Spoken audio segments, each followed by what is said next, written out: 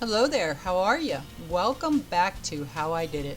Today I'm doing the brakes on my 2008 Jeep Wrangler 4-door. I had a pulsation feeling when I was trying to stop off the front end, and this is what I found when I got in there. So the first thing I did was break the lug nuts free on all four wheels. I decided to just do all four wheels since I was doing the job. I might as well just knock it all out at one time. That way I can remember when I did what, when, where, and why, and how. So I jacked it up, put some blocking in, and then went to work. Now, because I'm only changing out the pads, my rotors were great. There's only 2 bolts and a bleeder that I have to deal with. Pull the 2 bolts off, open the bleeder up to let it bleed the old brake fluid out while I'm working. And just remember, in between each wheel, double check your brake fluid reservoir. Don't let that thing go empty, or that will cause a lot of problems once you finish the job, having to bleed it, each brake line, each tire down. So got this here, got it all loosened up. As you can see, the bleeder valve is open and it's just doing a slow drip of brake fluid coming out. So that's kind of like letting the lines drain and letting this brake pad housing the piston that's in there, letting it drain as well. And you'll see here when I go to pull this brake pad housing off here, it just kind of rocks out. Make sure that you have your emergency brake off. That's why you want jack stands and have blocks in front of your tires. If you have your emergency brake on, this thing is not going to come off of here.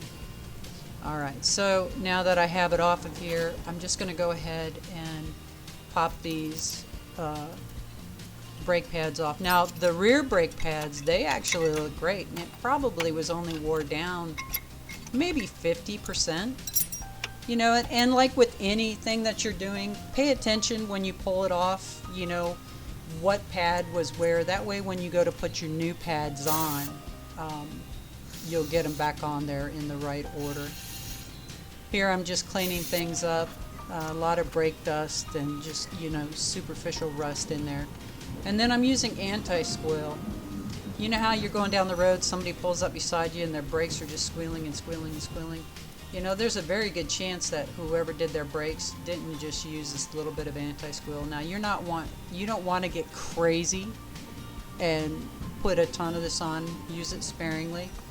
Any place that, you know, the metal surface is going to meet the metal surface. So you saw how when I'm putting this brake pad on, you can see a little dab of anti-squeal on the top of that brake pad. And then you'll see it as well when I put this second brake pad on here. Now this was, well, actually you'll see me putting it on here. I didn't realize that I had gotten that in the film. Good, good. So just a little dab will do you. Now this last wheel took me, and this, I had already done the other 3. This wheel from start to finish took me 18 minutes. That's it, 18 minutes. I got a quote, a rough estimate of $630 for them to do all 4 wheels for me.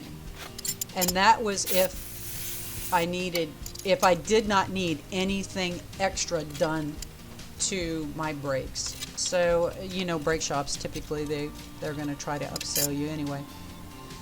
I spent $95 and change at AutoZone getting all of my stuff. So I saved $530 because I was willing to go out here and try this.